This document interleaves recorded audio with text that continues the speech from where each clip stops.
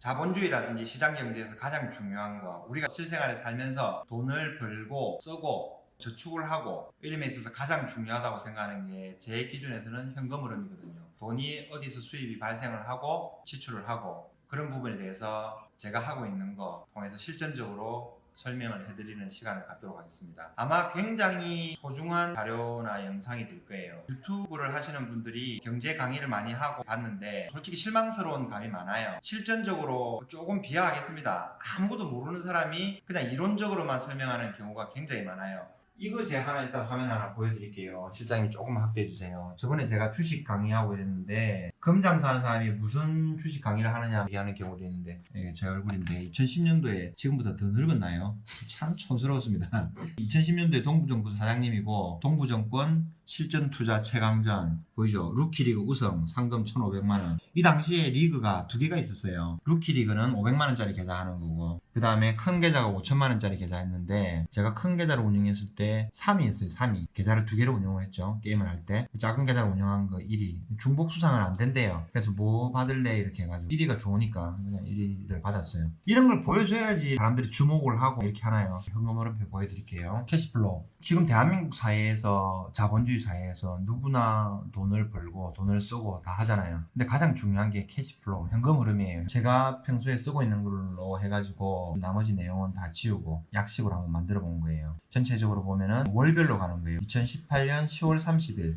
그 다음에 2008년 9월 30일, 한 달별로 이렇게 가는 거죠. 나머지는 숨기기나 기능을 통해서 이렇게 쭉 하시면 돼요.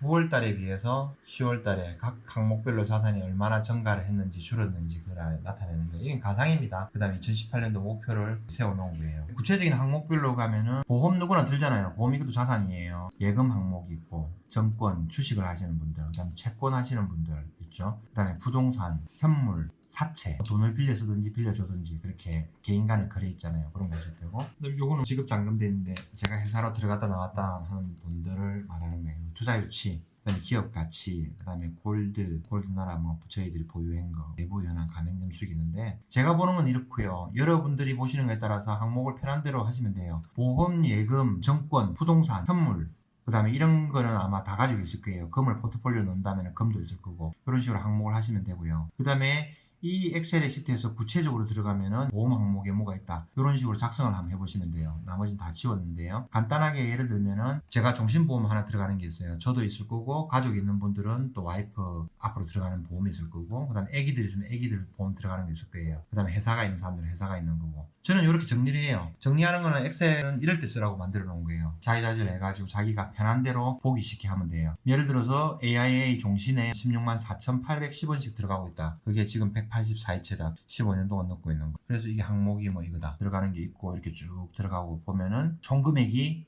여기 나오죠. 3,032만 5,040원 나오죠. 그럼 이 항목에서 현금 흐름에서 이게 다 앞으로 떨어져요. 예금도 마찬가지예요. 예금도 여러 가지가 있겠죠. 은행에 있을 거고, 청약저축도 있을 거고, 자유저축도 있을 거고, 대출받은 것도 있을 거고, MMF도 있을 거고, CMA도 있을 거고, 여러 가지가 있을 겁니다. 항목별로 전부 적는 거예요. 적어서 각각의 테마별로 총 금액이 얼마다. 여기서 지금 가상으로 한번 잡아봤어요. 마이너스 통장이 있을 수도 있고, 가상으로 예를 들어서 골드나라라는 법인회사로 중진공에서 대출을 5천만 원 받았다. 그럼 마이너스가 잡힐 거고요. 이렇게 하면 집계해가지고 금액이 잡힐 거고요. 이 금액이 현금 흐름으로 가면은 예금으로 이렇게 잡혀요. 정권도 마찬가지겠죠. 주식을 하시는 분들은 주식 계좌에 쭉 들어가는 이런 부분들이 있어요. 계좌하면은 잔고가 나오고 채권도 마찬가지고요. 일반인들이 채권을 하기엔 좀 힘든 경우도 있는데 채권을 하시는 분들도 있어요. 저 같은 경우에는 건설회사를 같이 운영을 해요. 건설회사 대표이사도 맡고 있기 때문에 건설회사에서는 공사를 끝내고 나면은 채권을 사야 돼요. 국채에 매입을 하거든요. 바로 할인해서 하는 경우가 있는데 할인을 안 하고 채권을 매입을 해서 어느 정도 보유를 하면은 수익이 발생을 해요. 채권 할인율 말고 나머지 또 액면가에서 나오는 채권 수익률이 있기 때문에 만기가 되면은 꽤 수익이 괜찮아요. 근데 여유가 없을 때는 바로 팔아야죠. 실채권 보유금액 가서 이렇게 가면 앞에 항목에서 다시 채권 항목이 나오겠죠. 부동산 있는 분들도 있고 없는 분들도 있을 거예요. 전을 전월세로 살든지 뭘 하든지 뭐 이렇게 있을 거예요. 하나만 예를 들어서 뭐 있으면은 공시지가가 얼마고 메다 제곱당 얼마다, 뭐 평당 얼마다, 홍시세가 얼마다, 뭐 이런 식으로 해가지고 하면 돼요. 보면은 이 부동산 항목이 이렇게 들어와요. 오만 거 다 하죠. 금장사가 주식도 했다가 외환 원달러도 했다가 실물로 금장사도 했다가 KRX 금시장 그래도 자동적으로 할 수밖에 없죠. 제가 거기 자기 매매 회원사니까 그것도 했다가 하여튼 오만 거 다 합니다. 제가 실전적으로 이렇게 하신다고 보면 돼요. 이론가가 아니에요. 저는 이론보다는 이론 하나 배우면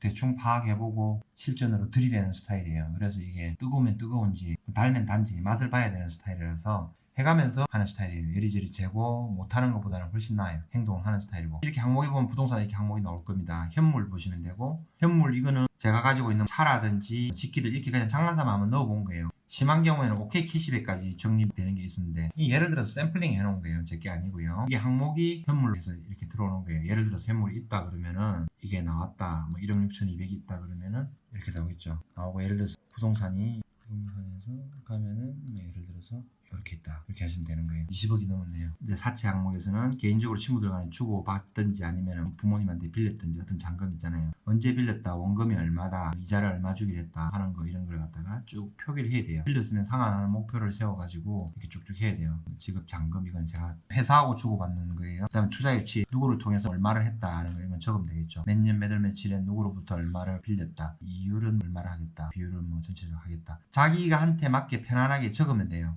이렇게 나온 게 투자 유치가 될 거고 그 다음에 저는 기업을 하기 때문에 기업 가치를 보고 있는 거죠. 또 가상으로 지금 만들어 본 거예요. 제가 운영하고 있는 회사들 상관건설, 예를 들어서 청산 가치가 뭐 1억 8천이다. 여기 보면 또 복잡한 게 많아요. 공제조합의 출자금이라든지 아니면 회사 실적에 따라서 뭐 얼마만큼의 가치가 되는 거. 가상으로 잡아봤을 때 이렇게 하면은 총 금액이 요 정도 된다. 청산 가치가 어떻다. 그 다음에 뭐 골드도 마찬가지로 골드가 이렇게 나온다. 예를 들어서 이건 지금 골드뱅킹 해가지고 금통장에 있는 내용을 하나만 지금 제가 죽여놓은 건데 금통장에 대해서도 제가 한 번 더 유튜브 영상을 촬영을 할 거예요. 실물금 장사를 하면서도 골드뱅킹에 제가 투자를 하고 있거든요. 이거를 보면은 그램으로 1417점, 1417.46g, 매입 가격은 42,391원, 누적으로 1,417, 1.4kg 있다는 얘기죠. 그 현재 시세를 했을 때 이렇게 하고, 지금이 44,500원이다 가려면 가격이 떨어져요. 그 전체적으로 쭉 계산하게 나오죠. 이 부분에 대해서는 따로 제가 한번 드리겠습니다. 이거 금통장을 하는 거는 나라가 완전 망하기 전에 뱅크런이 일어나고 셧다운이라 그러나요? 완전히 문을 닫기 전까지는 괜찮잖아요. 은행이 문을 닫을 정도면 정말 국가 대란 사태가 나니까 그 정도까지 가기 전까지는 괜찮아요. 근데 이게 또 레버리지를 활용하려고 제가 이거를 해요. 다음 편에 자세히 설명을 드리도록 할게요. 이런 항목에서 이렇게 나오면은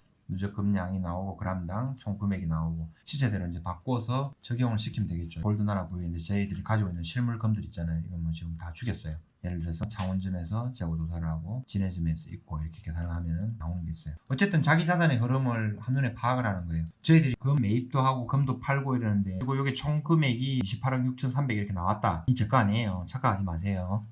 어쨌든 이렇게 나왔다 이러면 이게 전달에 비해서 집계가 될 거잖아요. 전달에 비해서 이만큼 상승했다. 이 정감이 나타나는 거예요. 요걸 항상 체크하시고 그 다음에 2018년도 목표에서 정감이 나오죠. 2018년도 목표 각각의 항목별로 예상치가 나올 거예요. 보험은 얼마, 예금은 얼마, 얼마가 있는데 얼마를 저축을 해야 되겠다, 얼마를 갚아야 되겠다 이런 것들이 나오잖아요. 변수에 의해서 전부 다 체크하시면 되고요. 꼼꼼하게 하시면 돼요. 이거를 매월별로 기록해서 이렇게 늘려나가시면 돼요. 자산을 처음에 하시면 어떤 분들은 마이너스도 있을 거고 어떤 분들은 1억도 있을 거고 어떤 분들은 100억도 있을 거고 1000억도 있을 겁니다. 그런 분들은 제외하고 우리 같이 일반 흑수저들 이런 사람들이 하는 그 정도라면 뭐 몇천만 원에서 시작해서 이게 나올 수도 있을 거예요. 여기서 시작을 하고 관심을 가진다는 것부터 시작을 하거든요. 그러면은 여기서부터 이번 달에는 뭐 총자산이 얼마다, 다음 달에는 또 이렇게 해가지고 예를 들어서 삽입해서 연료비를 한번 보시고 연료비가 15.76이네요. 이거를 15.76 하시고 연료비 15.76 이렇게 하면 딱 동일한 사이즈가 돼요.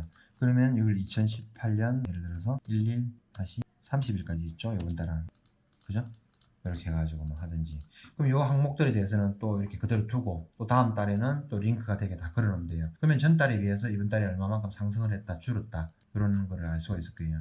요거는 링크를 하나 이렇게 거시면 되고 이건 제가 그냥 만드는 거예요. 보기 쉽게 편하게 이렇게 한 거니까 하시면 돼요. 링크를 다 걸면은 보험 항목도 마찬가지로 이렇게 걸려 있겠죠. 은행도 마찬가지로 이렇게 바뀌겠죠. 이 굉장히 중요하고 좋을 거예요. 현금 흐름을 작성하는 사람이 일반인들 중에서 몇 명이 있을지 모르겠는데 이거를 한번 작성을 한번 해보세요. 해보면은 내 자산이 얼마가 있다, 수입이 얼마나 들어오고 보험에서 얼마나 들어갔으며 저축이 얼마나 있으며 주식이 얼마가 있으며 한눈에 볼 수가 있어요. 이게 작은 게 1억이라든지 10억이라든지 뭐 1000만 원이라든지 이런 게 관리가 되고 자기 스스로 파악이 돼야 돼요. 그래야 더 큰 단위로 10억이든 50억이든 100억이든 이게 관리가 될 수 있다고 보거든요. 굉장히 이제 민감하게 다 대처를 해야 돼요. 자기 수입이라든지 지출이라든지 이런 거를 조절로 해 나가면 되겠죠. 이 부분이 아마 굉장히 소중할 거예요. 자본 총계, 부채 총계 나와 있잖아요. 지금 이거는 지금 약식이에요. 대충 뭐 만들어가지고 설명드리기 위해서 한 거고. 부채 비율 같은 경우 기업이라든지 개인을 봤을 때도 부채 비율이 굉장히 중요해요. 총 부채에서 총 자본을 나눠보면은 퍼센테이지가 나와요. 부채 비율하고 무슨 비율하고 이렇게 나오는데 뭐 이게 맞는지 안 맞는지는 그렇게 뭐 제가 회계 전문가도 아니니까 저는 제가 보기 편하려고 이렇게 만드는 거고, 그 다음에 각각 여기 항목별로는 예를 들어서 월 적금이 얼마 나간다, 월 적금 누구 통장에 100만 원이다 이렇게 하면은 뭐 그런 부분들 있잖아요. 그런 부분들이 있으면은 잘 됐다, 지켜줬다 그러면 이거를 빨간색으로 칠하시면 되는 거예요. 대출금 이자가 무슨 통장에서 30만 원이 나갔다, 이거는 지불해야 되잖아요. 그럼 요거 했으면은 또 빨간색 치고, 여러 가지가 쫙 있잖아요. 월별로 체크할 수 있는 부분들은 쫙 해가지고 복사를 해가지고 가져오시면 되고, 그 가져온 거를 완성을 하고 했으면은 이렇게 하시면 돼요. 자기만의 표현이 있겠죠. 오늘은 이제 현금 흐름에 대해서 하는 모습들을 보여드렸고요. 실제로 이제 한번 응용해서 해보세요. 해보시면은 굉장히 도움이 될 거예요. 매달 자기가 자산이 얼마만큼 있다, 얼마만큼 나간다. 예금 항목에 들어가서는 정말 또 꼼꼼하게 적어야 되겠죠. 가급적이면 은행권에 무조건 대출을 받으세요. 대출을 받더라도. 그러면 예를 들어서 하나은행이 담보 대출을 해가지고 계좌번호도 적고 잔고가 예를 들어서 얼마가 있고, 예금 담보 대출이라고 가정을 해볼까요? 예금이 3천만 원이 들어가 있다. 그럼 여기서 대출 금액이 2천만 원이다 가정을 하면은 실제로는 순자산이 이거 빼기 뭐 이렇게 되겠죠. 이렇게 하고 이율은 대출을 만약에 얼마 받았다 마이너스로 표현을 해도 되고요. 이율은 예를 들어서 3.8%다 4%다 뭐 3.9%다 가져가면 이렇게 적어야 돼요. 월 납입으로 이자로 얼마가 나가야 된다, 이거 곱하기 이거 나누기 12 해야 되겠죠. 월로 나가는 거. 그럼 이런 식으로 체킹을 다 하는 거예요. 꼼꼼하게 하나하나. 근데 일정 양식을 갖춰 놓으면은 변화하는 게 뭐 큰 틀에서 그게 없어요. 없기 때문에 전체적으로 자산하는 관리가 다 잡혀요. 어때요? 오늘 좀 유익한 시간 되셨나요? 이거를 꼭 한번 해보세요. 이게 아마 개개인분들한테 수억 원에 수십억 원의 가치가 있는 동영상이 될 거예요. 오늘은 이만 여기서 하도록 하겠습니다. 영상이 좋으셨으면 구독, 좋아요, 구독 알람 버튼 눌러주시기 바랍니다. 감사합니다.